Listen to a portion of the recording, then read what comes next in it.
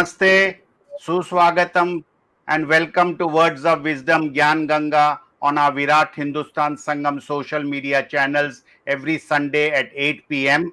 Today we are at episode number 209 and we have a very interesting topic. The topic is has Modi government China policy failed? If so, why and what now? And in the next 45 minutes, Dr. Subramanian Swamy with our panel members will be discussing this very important topic. I would like to take this program ahead, and with this, it is over to Dr. Subramanian Swamy. Thank you very much, Jagdish. We are in a situation where we have to, or rather, Modi has to decide whether there's going to be war between India and China, not started by India, but started by China, or are we going to have surrender? Because surrender means, putting up with what the Chinese have grabbed of Indian territory. Let me give you a background that in 1996, in which I was very much involved, uh, and that time the Prime Minister was Narasimha Rao. Narasimha Rao, as you know, was a great negotiator. And he finally got the President of China that time to come to India, and he then negotiated and came to a conclusion that we will draw a line of actual control, and neither side will cross that. But the territories on either side, except those specifically identified as such, will be taken as undecided in the sense that, for instance, Aksai Chin. Aksai Chin is, is a part of Azad Kashmir, and a part of our Kashmir and part of Pakistan's Azad Kashmir. So that Azad Kashmir, which juts into Tibet, that had been taken over by China in 1958. So we don't accept China's claim that it belongs to them, and so therefore those are being treated as disputed. But there are areas like the whole of Ladakh, which is undisputed, and of course Arunachal, because the Chinese pulled back after overrunning Arunachal in 1962. Then they pulled back because they really can't sustain it there. And therefore, of course, in Assam, there is no problem. Tejpur and all these other places are quite safe. So this agreement was based on the premise that there will be talks, and regular talks took place, maybe 100 talks, 100 times, 100 rounds, all that. But this is was a difficult thing. But we had peace and quiet with the Chinese, and some areas where we were face to face, we said there'll be no weapons carried. So that's why in Galwan they had to fight with stones and sticks and things like that, because there was a ban on using weapons or carrying weapons in that area. So all this was well set, and we were on the way. And then, of course, Narasimha Rao lost the election, and we couldn't proceed much further. So please understand that we have territory which we have not been able to rescue. It's not only with China, but with Pakistan too. Pakistan, the whole of Kashmir belongs to India because the king delayed it, but in the end he signed the instrument of accession. And the House of Commons of Britain says that those kings who signed the instrument of accession of merging with India or Pakistan cannot review that matter. That's final. So Sardar Patel, by his whole, all his great merit, single-handedly about 500 kingdoms were merged into India, and about 100 into Pakistan. So, in that, the last to merge with India was Kashmir, and it is unconditional. It's in the British Parliament also. It's everywhere. It is clearly stated that if you sign the instrument of annexation, you become irrevocably part of the country that you have uh, merged with. So the dispute came because Pakistan illegally came, and then Jawaharlal Nehru went to Kashmir, and there he said, "I want this to be settled by the United Nations," and the United Nations has made it as a dispute, and it is remaining as a dispute. And Pakistan is an occupation of what they call as Azad Kashmir, or POK, Pakistan occupied Kashmir. So the same way the Chinese have occupied it, but there's no United Nations or anything like that. The Chinese have occupied it, and we have not made an issue of it. So there are some items which from Jawaharlal Nehru's time is out there. So all these were considered together and said that we will settle each of them by negotiation. In the meantime, there'll be no war because we are drawing a line and neither side will cross that. On in 2020 April, the Chinese broke that, and their forces went across the line of actual control and took over some parts which were on the border with China, which is the Karakoram Pass is there, and just below that is a place called Depsang. So they started occupying Depsang. Then they were occupied. And next to the Depsang was that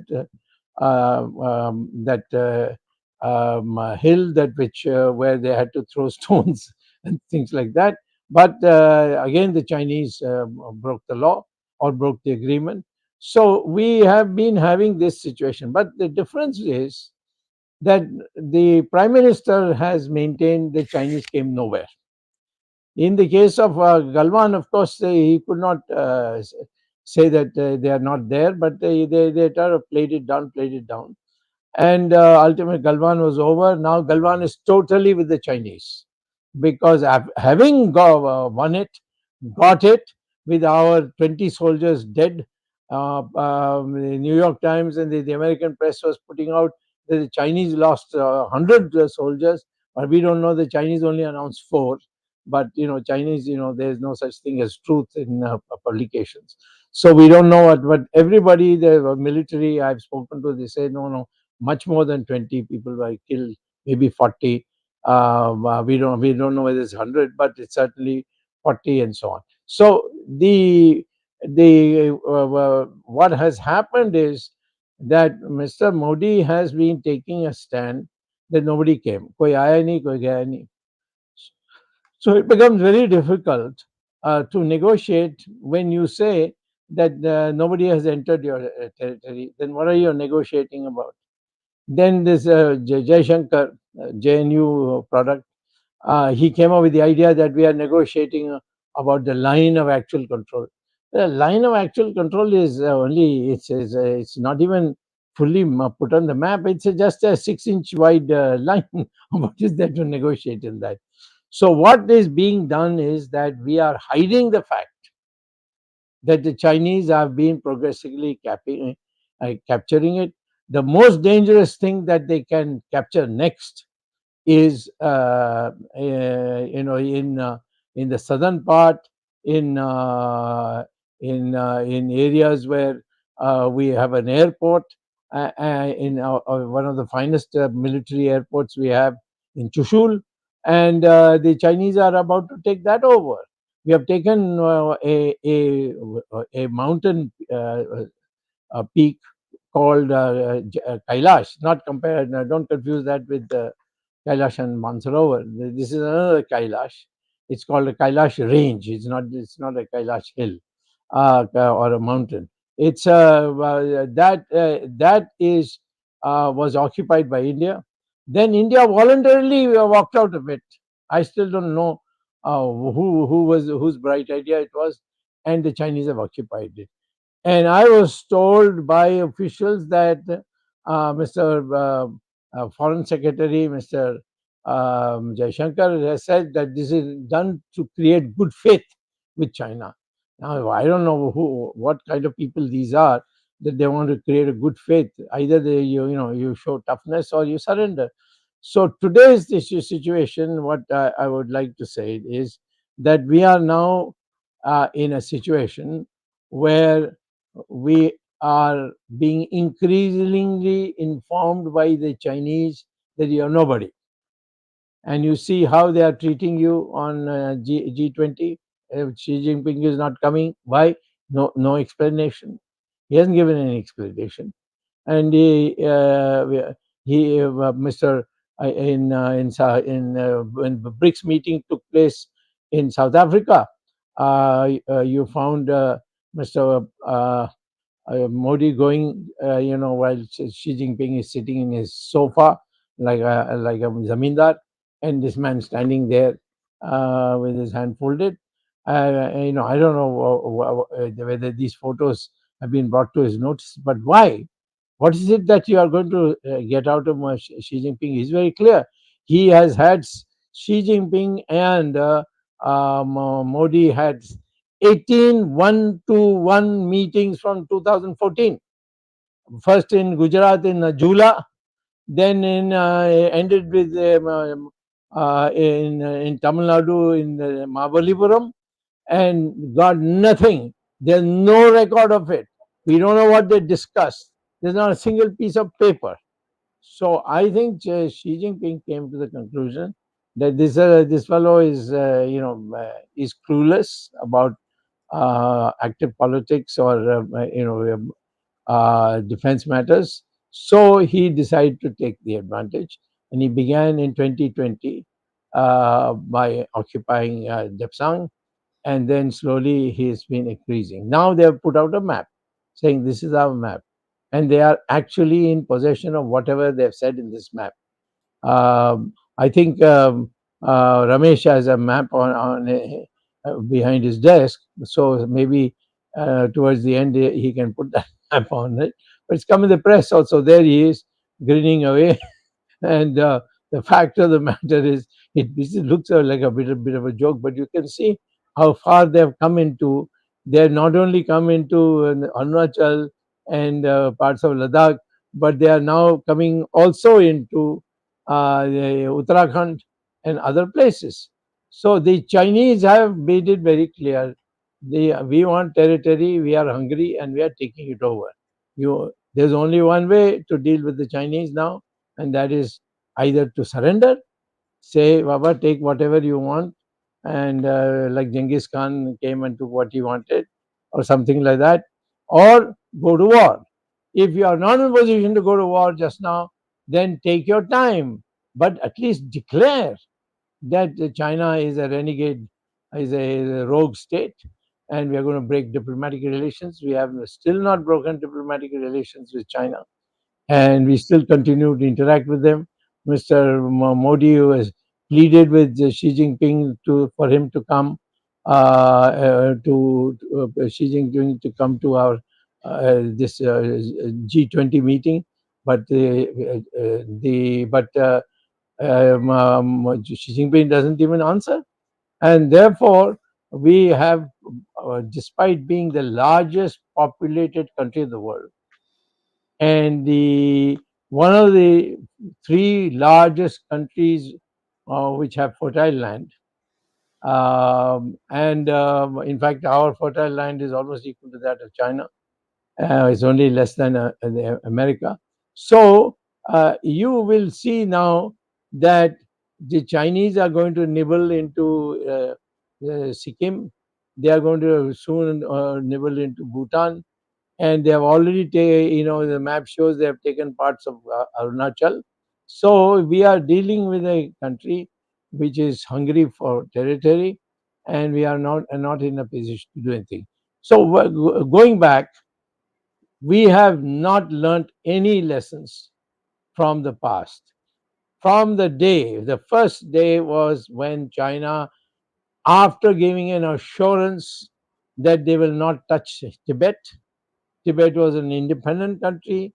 It had negotiated a border with India, and yet, as soon as China got in 1949 a communist state, army was sent to Tibet, and the Tibetans came to Delhi to say, please help us in some way, and fight them. We were in a position that time because, after all, they were most of our top military people were all post World War II. I mean, they had great experience in the war. So, but we did not. We in fact said Tibet is a part of China. I mean, no, never in the history that it has been ever said that Tibet has been part of China, even if it was in and out of China in whatever capacity. But our nation has never regarded Tibet as a part of China.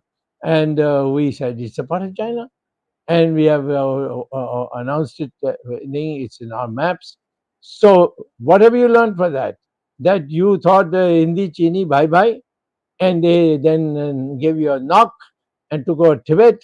And then later on, you find, without telling you, they have gone through Aksai Chin and taken over Aksai Chin because they want to build a road. And so, the only way you can deal with the Chinese, according to me, is from a position of strength, which we were in the 90s, because the Chinese, the great the Mao Zedong's policies that ruined China's economy. They had to recover, and Deng Xiaoping was a very smart person. He knew the only way he could make progress is to get the Americans to subsidize their industrial development. And the Americans thought that if the Chinese are on our side, we can fight the Soviet Union. And the Soviet Union collapsed. There was no Soviet Union left. And so the although the relationship between the Soviet Union and between the Russians and the Chinese had not had become very sour, but still the American Chinese relationship continued. And not only that, the semi-processed goods of Taiwan, Japan, Korea, they all went to China, and they were made into final products, and these were sold to the West. These markets were opened for the by the West for China. And what happened, therefore, is that what Korea, what Taiwan, and what was Japan, Philippines, all these were producing semi-processed goods. If they had completely processed it themselves, it would have been much more expensive and more difficult to sell it to America and Europe. So, by using Chinese cheap labor, the product which the Americans built the factories in China, and those products then went on for sale, and China's foreign exchange boomed, and then China soon became a great economic power. Now, having done that, they have turned their eyes on India, and they are in negotiations with China. And so, what they are telling the Americans is, India is nothing. We can take care of it at any time. You and I are the only two powers of the world. Let us together sit down and decide. But the Americans have a problem, because the Chinese are a communist country, and the Americans, all said and done, are ideologically built this way, that they are not in a position to buckle to China or fall for China's schemes. So, question basically now therefore comes: what is it that we are going to do? As I told you, number one, the Prime Minister has still not said koi aaya nahi, koi nahi, I mean, disowned the sentence koi aaya nahi, koi gaya nahi. Still not disowned it. And that means he told a lie to the public that koi aaya nahi. What do you mean koi gaya nahi? Yeah, they are coming and sitting in it, sitting in your territory. The whole world is saying that. China is now saying it itself. China has also put out a map showing that where they have entered into Indian territory.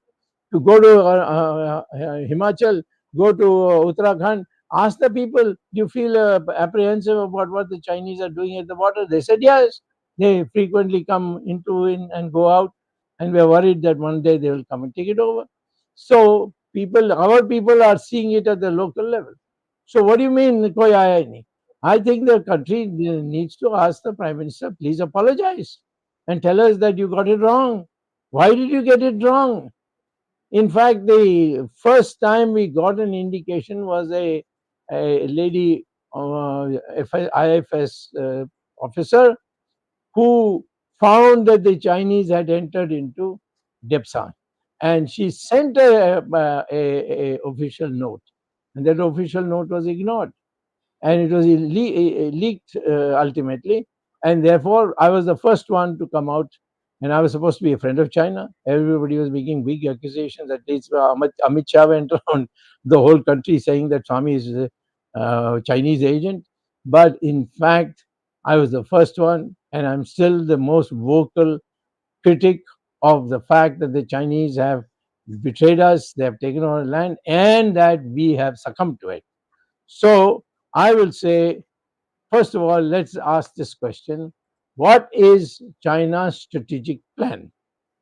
Now, the Chinese strategic plan is, number one, to show that Indians are incapable of being of any use to any country at the strategic level globally. They can't do anything. They just go on, talk, talk, talk, talk, and hold conferences. But that is what it's. The Indian leadership is weak. They showed it for Jawaharlal Nehru. They succeeded. Jawaharlal Nehru didn't live very long after that. And then, of course, you know the whole story that happened afterwards. That the Chinese themselves had a lot of problems of the economy and so on. But the fact is, and then the Cultural Revolution destroyed the administration of China. So those are after 1962. But in 1962, we got a beating after calling them Hindi Chini Bhai Bhai, and they made us look foolish all over the world. So I would say the first thing is the Chinese have now come to conclusion that Mr. Modi is looking for atmospherics. Yeah, he just wants to be in international conferences, seen hugging people, and so we can do what we like with India, and they have done it. And we have told lies to cover up their perfidy in taking over our country. The second thing I would say is that uh, the issue is, why is it that we are not making an issue with Mr. Modi, public in general, asking him to explain? Do you still maintain that there koi aaya nahi, koi gaya nahi? Do you maintain that China has not occupied any inch of Indian territory? Today's interview of Jaishankar says the Chinese have occupied nothing. How can he say something like that on television? Of course, these Gungi Gudiyas who take his interview, they don't ask him these tough questions. But the fact of the matter is that they are now saying that the Chinese have not taken over any territory of India. Mr. Jaishankar couldn't have said it unless he was told to say it, because we know how much strength he has in the party. He has zero strength in the party to say something on his own. So therefore, he has said what the Prime Minister wants him to say, and which is a lie, that the Chinese are not occupied any. So I would say the first thing is that the country must ask Modi, and wherever he goes, whichever meeting he addresses, and write him letters saying that, tell us, were you wrong when you said koi aaya nahi? And you still stick by it, or you change your mind and say, no, no, Chinese have occupied. And then please tell us how much they've occupied. I mean, this country, Jawaharlal Nehru gives away Kashmir and then allows the Chinese to, buy pieces of India away. And then this man does the same thing. He has 18 one-to-one meetings in fancy dress and in fancy places, and in the end you find that the Chinese have made a fool of you. So where is the Where does the Mr. Modi apologize for what he has done? There's an election coming. How do you think the people are going to think highly of BJP, which has always shown itself to be a muscular party, and you suddenly find we are just our knees are knocking? So therefore, I would say this is something that we must keep on emphasizing. The second thing is that I want to know one thing. People say, no, no, Modi is preparing. Are you preparing?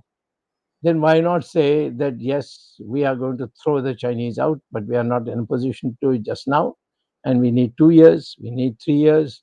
You can even make it an election plank. Please give us another 5 years, and we will build up sufficiently our army to defeat the Chinese. That is not being done. That should be done. Now the election should be based on this. Besides the economy, it should be based on this principle. Who is going to give you an assurance that you will fight the Chinese and throw them out? And you know the consequences is that if you manage to throw them out, the consequences are that you will be automatically treated as a world power. We are already a democratic power, but we would have been considered, will be considered as a democratic power. Maybe there will be a coup inside China after Xi Jinping is defeated. So this is the second thing that, and the third thing, of course, I find the Congress party is still, is it's in sixes and sevens, as I say, because the Chinese had a much stronger internal influence in the Congress party than any other party. We had, of course, some silly people in our BJP who went to China and got themselves into all kinds of embarrassing situations there, and therefore they are blackmailable. But they don't; they are not in the power structure. But in the case of China, Ms. Sonia Gandhi in 1995 went to China, and there she came to an understanding because the Soviet Union collapsed, and so her patrons of the Soviet Union disappeared. So she needed new patrons. So she went there. She had agreements, and then finally Rahul Gandhi went and signed with the then party chief Xi Jinping. Now, and in Xi Jinping being present, so Rahul Gandhi signed an agreement which he has to make public. He has not made it public, and we should demand it should be made public. I don't believe the Congress party can ever fight the Chinese. So, therefore, whatever noise they make, let them make the noise. But the fact is that this has to come from within the nationalistic sectors of India, in whichever party they are.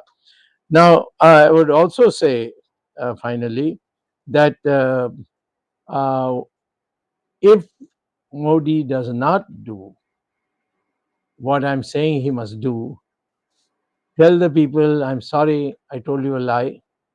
The Chinese had come, but now I thought that at that stage I can cool things down and by negotiations make them withdraw.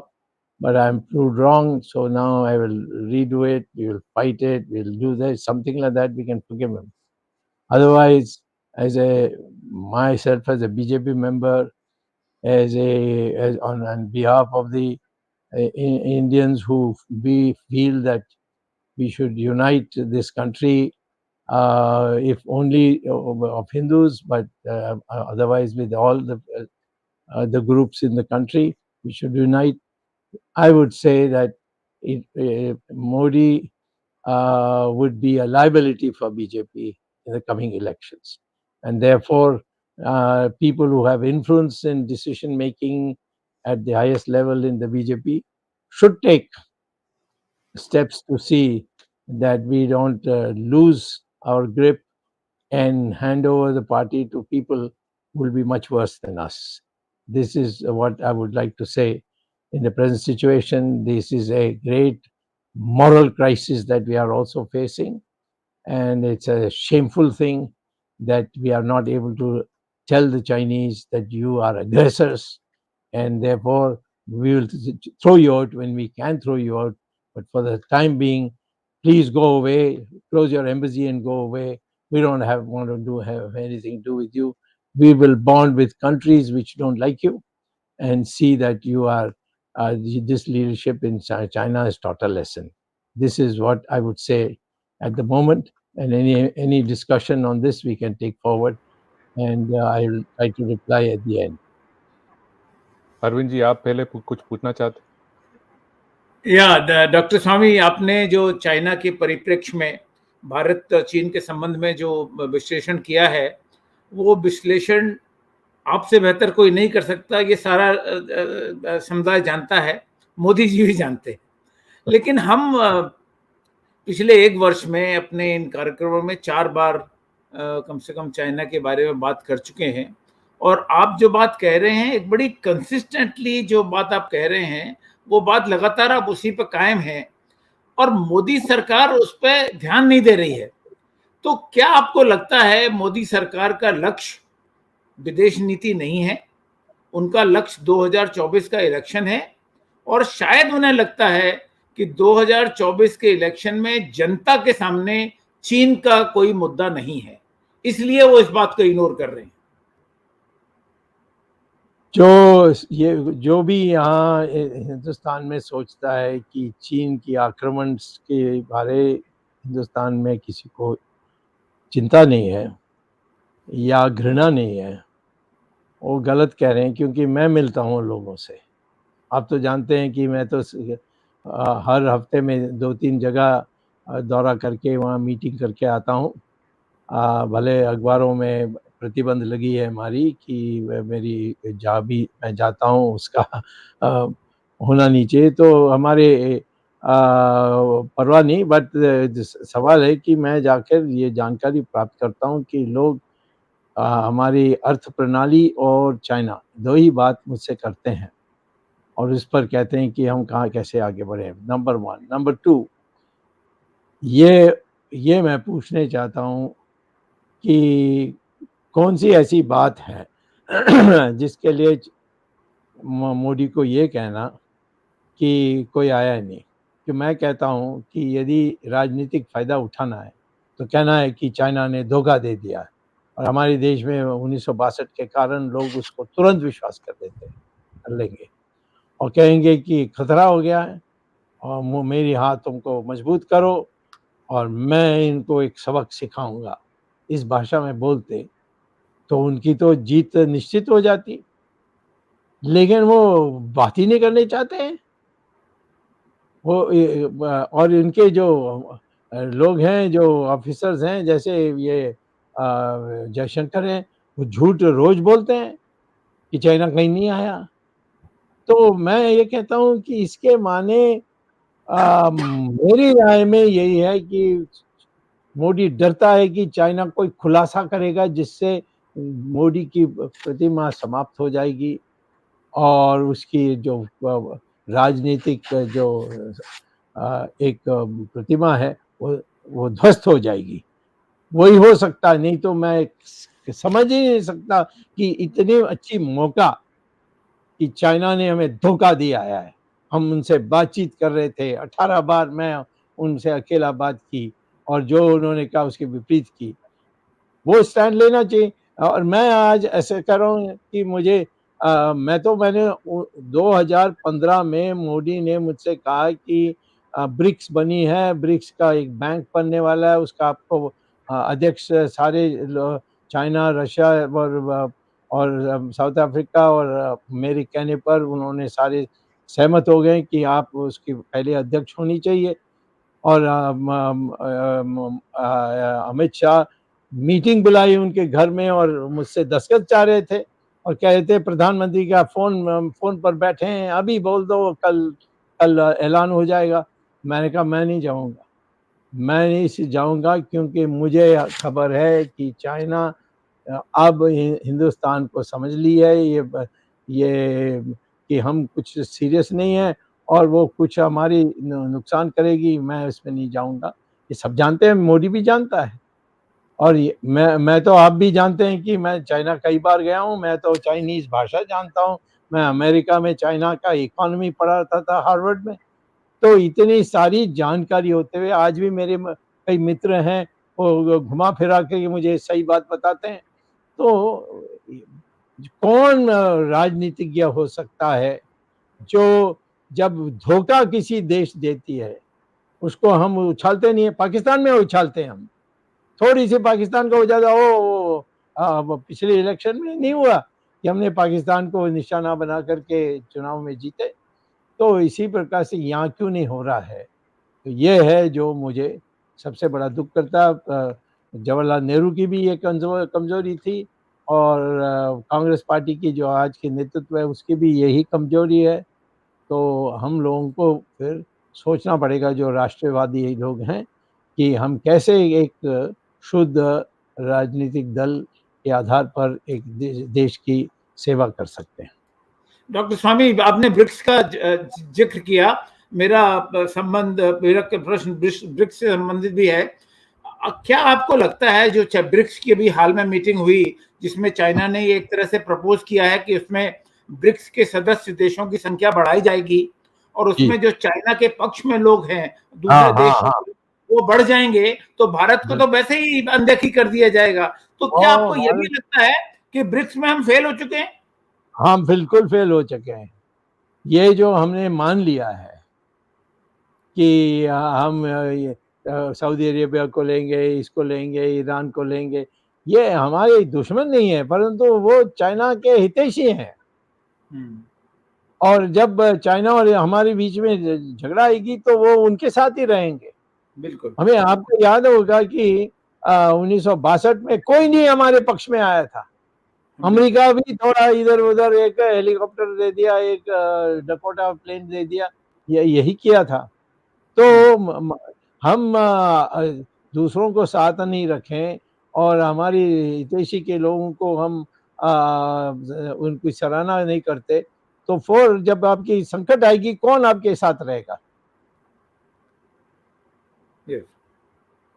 Dr. Swamy, I just have a few comments to offer and then the question. Yeah. There is a saying, the fortune favors the brave. Sadly, Dr. Swamy, we are nowhere near that place. I mean, time in and time out from 2014, all we have done is being pussycats, just show a lot of courage outside, but nothing inside. And the MEA, after this map was published, that's right behind me here, which blatantly says parts of Kashmir are China, occupied entire Arunachal Pradesh, and the way they have expanded this, it took the government 2 days, they took almost 24 hours to react. When they reacted, the external affairs the person, Arindam Bakshi, says, this map puts complications in our discussions about the border dispute. What border is he talking about, Dr. Swamy? Is it talking about the post-2014 occupation or is it 1952? Why can't they be so clear in their communication saying that 1952, it's already sealed, right? There is no dispute in the 1952 because they've already agreed. So what is the dispute? Which means they have tacitly they are accepting that China is occupying more and more territory. Number one. And number two, your fantastic foreign minister, external affairs minister says is going and begging, saying that India should be a part of the UN Security Council. It doesn't bode well if the UN doesn't give India. Why are you begging? If you don't show courage, you don't show what you stand for, you don't even defend your borders, which country will even take a look at India and give them a Security Council seat? Why would they even accept? They are going to, aren't they going to ask right in your face saying that you don't have the guts to challenge somebody who's occupied thousands of square kilometers of your border, not 10 years ago, 15 years ago, 3-4 years ago? You don't have the guts to face them and kick them back, and now you want a seat in the Security Council? It is shameful, Dr. Swamy, that the country is begging for a Security Council, wallowing, and just waxing and waning about whether they've occupied or not. The Prime Minister has no guts to say that China is occupied. We will kick them out, just as you said. They have not even accepted any of it. And consistently, China has understood that the current government is a weakling. So they are just bullying to the maximum extent possible, consistently bullying, shaming, and putting India down, which is apparent in what we have seen in the past few weeks in the BRICS summit, how Mr. Modi was treated, how he expressed himself that he was not the tall leader 156-inch that he claims to be, it Dr. Swamy, absolutely, as you said, if you don't stand up, there is no way for us to gain ground. So going back to some of the questions, again, people are asking, Dr. Swamy, Yeah. how do we get the land back? Okay. First of all, let me say, go back a little on the Security Council. In 1950, John Foster Dulles, who was then the Secretary of State, contacted our ambassador in Washington. Her name was Vijay Lakshmi Pandit. For those who don't know, she was the sister of Jawaharlal Nehru, and told her that the Chinese have taken over. Not China, the communists have taken over China and illegally created a government. And during the World War, we had decided that the Security Council, with a veto, will have 5 members, and of which from Asia it will be China of Chiang Kai-shek. That time it was a non-communist China. So when the United Nations started, Chiang Kai-shek's China was the one that was the 5th member. And Roosevelt also had proposed India to be included, but Winston Churchill took the stand in that meeting in 46 rather, that no, India is a captive of India, is a captive of Britain. It's a colony of India, a colony of Britain, and therefore it cannot be a Security Council member. So on that it was dropped.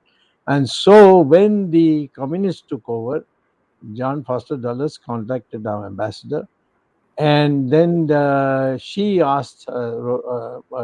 spoke to her brother, and he said, "Don't get into all these tricks of the Americans.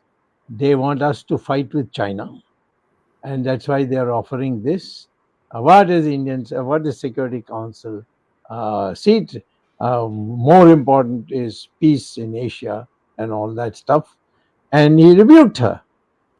And this one, the Americans, of course, didn't agree to give it to China, even after India refused. And as I told you, till 1971, 72, the Chinese were not members of the Security Council. They are not members of the United Nations also. So during this time, many others also suggested that when Khrushchev came to India, their relations had soured with China. They offered it to Nehru, and Nehru said, "No, I will not take it. It belongs to China." And in every session of the United Nations General Assembly, the Indian delegate got up and spoke and said the People's Republic of China should be given the Security Council seat. So when you are such a big Tyagis, Tyagis cannot go to war, you see. Uh, if you want to go to war, you say, "I don't care." People tell me sometimes, "Oh, if we go to war, the economy will be spoiled and a lot of people will die." If you go to war, is bound to happen.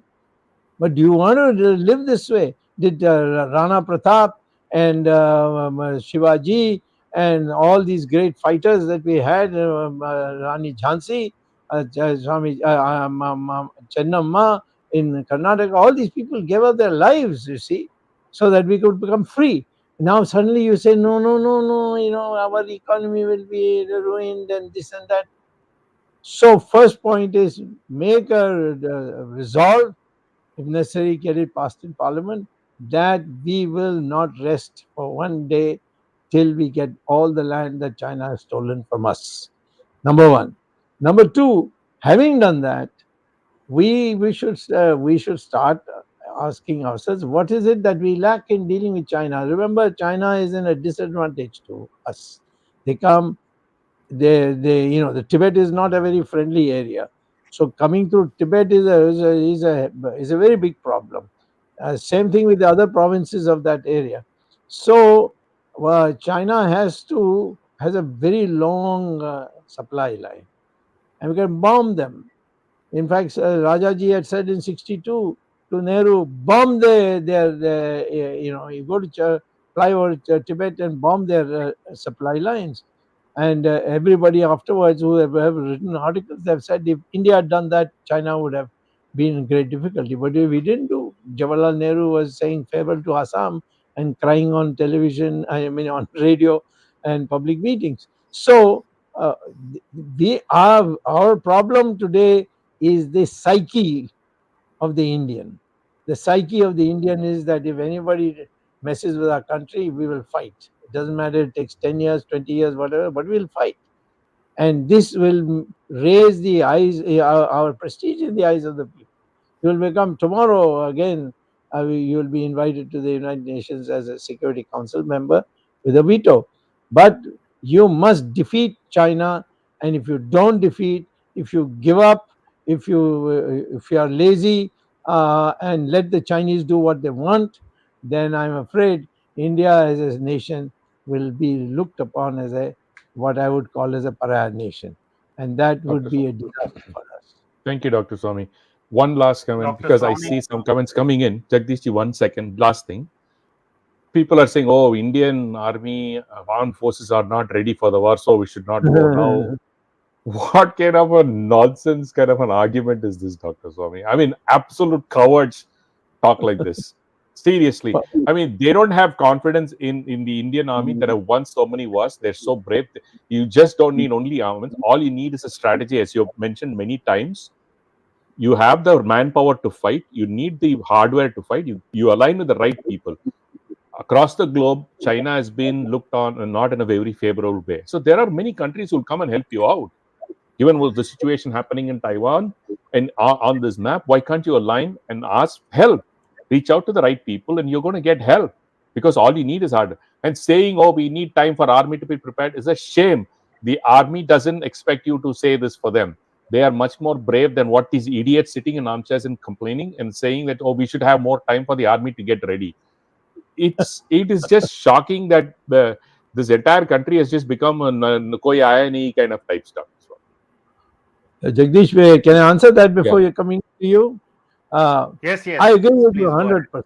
I agree with you 100%. This is, whoever says that is either been brainwashed by some foreign agent belonging to the Chinese or the Pakistanis, and don't want us to fight, because if we manage to fight, then of course we are bound to win, because everything is in our favor. If you don't have weapons, then there are countries, I can tell you, which will give it to you happily. Look at Ukraine. I mean, it's such Ukraine, a small exactly. country. Hmm. They are giving a hell to the Russians. You see, now they are having drones into Moscow. You see, and bombing the hell out of those places. So you have to show that bravery. Look at the Indians who went and I'll tell you, World War II was won not by the Allies. It was won by the Indian soldiers who went and fight. And you go to France, you go to Germany, you see, if you go in the registers and see who are the people died, you'll see a long list of Indians. The Indians were sent first by the British, and then only the British troops went after behind them. So the Indians went to Africa. The Indians have demonstrated themselves so many times. We won the war in Kashmir in 1948. We won the war in 1962. Excuse me, in 1967, when in the Sikkim area, when we defeated the Chinese. We won it in 89 when Rajiv Gandhi was ruling at that time.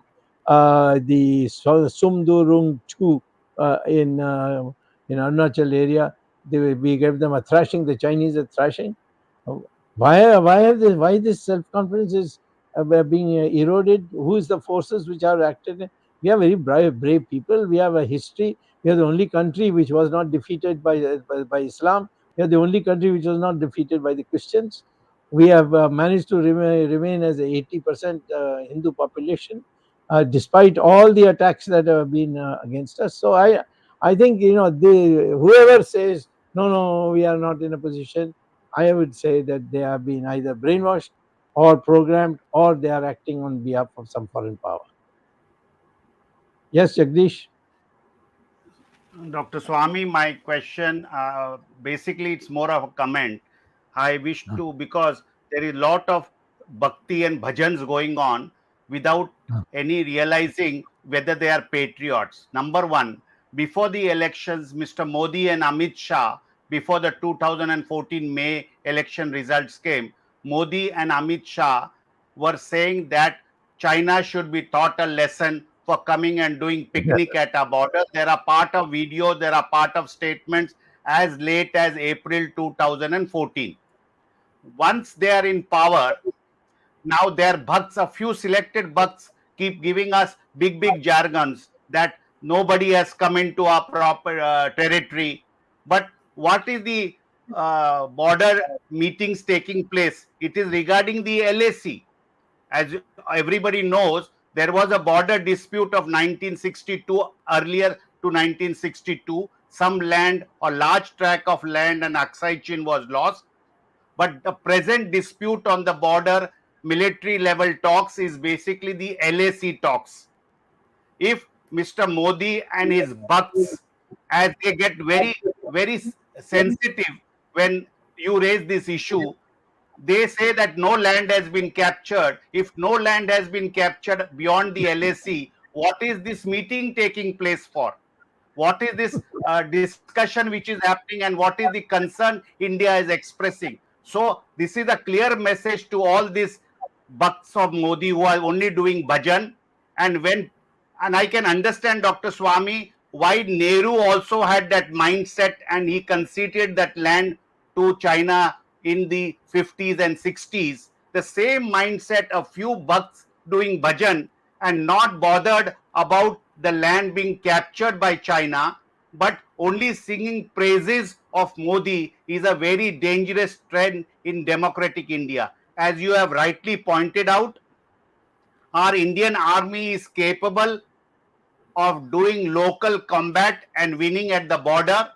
And if we do our right political alliances on other countries, we will get the best of weapons. But what is more dangerous is incapable leaders and a few bucks which spread canards about the 56 inches chest of the leader. This is basically my comment which I wanted to make for the benefit of the viewers, especially those who are singing bhajans without any background, knowing the background.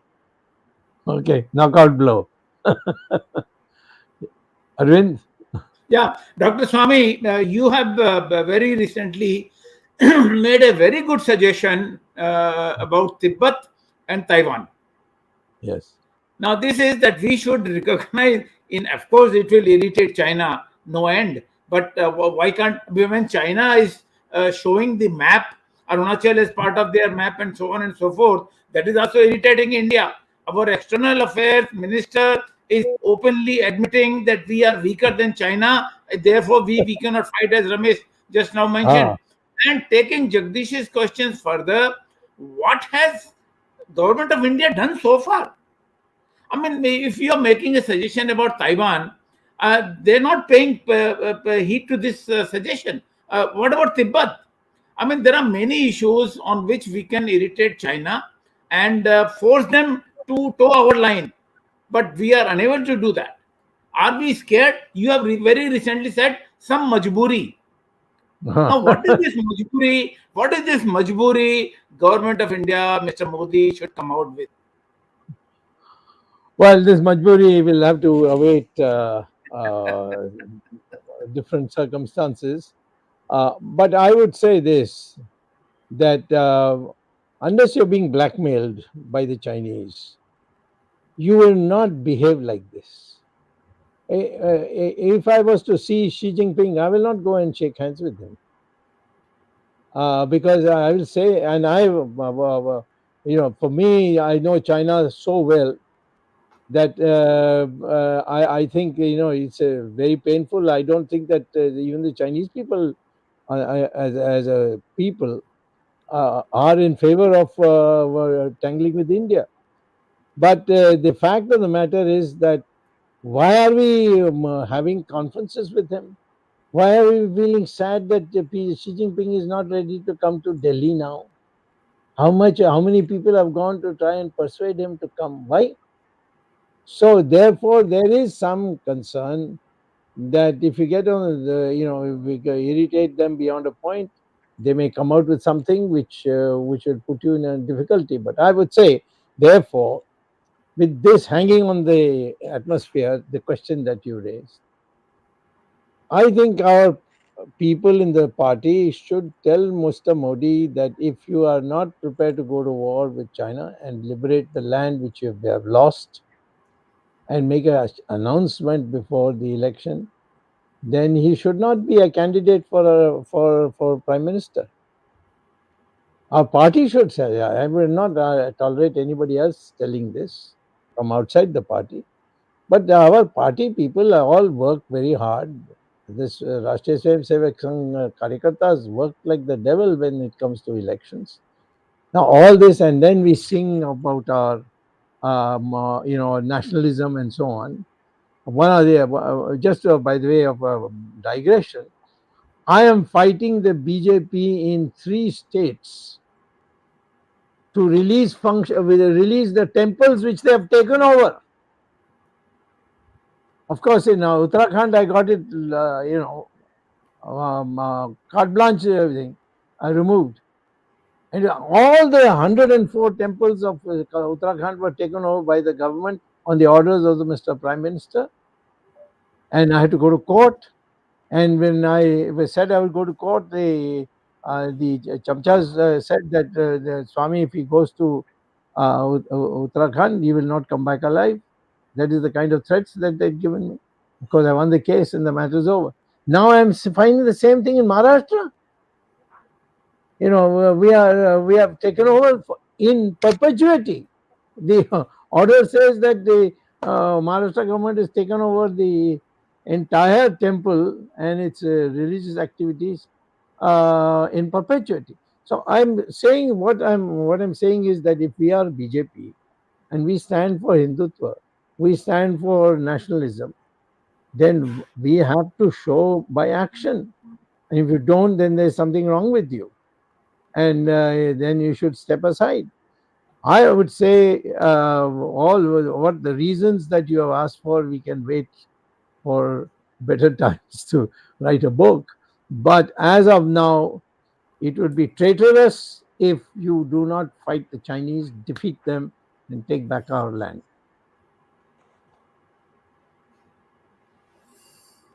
Dr. Swamy, one last point again Yes, before Arvind can conclude. yeah. Again, people, I'm telling you, there are again comments coming in. Stop making excuses that we cannot go to war now. A lot of them are selfish people, Doctor. They're afraid, something will happen to the economy. Economy always improves in a war, by the way. There's no example where the kind of excuses people show on comments is just shocking that, we should not go to war, we are not ready, we can do posturing. What kind of nonsense is this, Dr. Swamy? When your country is being occupied and attacked consistently, this kind of coward is, why has India become such cowards, Dr. Swamy? Only all this buck population have become cowards, essentially. Seriously, this entire buck population of Modi that has perpetuated, he has done, is make them cowards and zombies and just following him and all these things that he has done. It's a shame that they're saying this for their country. I mean, it is shocking. America, for that matter, Dr. Swamy, they attacked one building, we destroyed an entire country. So you have to show your might. You push back, people they respect you. If they don't, you never get respect in any stage. Why would Z come to Delhi, Dr. Swamy, if you are not showing that you have the guts, right? If you had shown that you had the guts and you had confronted him in BRICS, you confronted in many places, if Z didn't come, it would be a shame on him. But instead, you're consistently showing you're weak, and he's just stomping on you more, saying that, who is going to come to your stupid meeting? That is the way that he said. That is exactly what, and this is not a show of strength. It's a shame on Modi that Z is not coming. I am doubtful if Biden will come, because if like Putin is not there, Z is not there, I mean, why would Biden come? I mean, he's a senile guy, but anyway, at the end of the day, you never know. But there is a good chance that Biden might not come, and then what is this G20 then? Flexing all those muscles. It's just a waste of time. So Arvindji, sorry, I just wanted to say, saying that cowardice is not. The fortune favors only the brave. Sorry about it. This is crazy to say. Oh, we should watch and wait and do what we want to do. We've watched and waited for too long. Arvindji, concludes. Sorry. Yeah. Thank you, Dr. Swamy.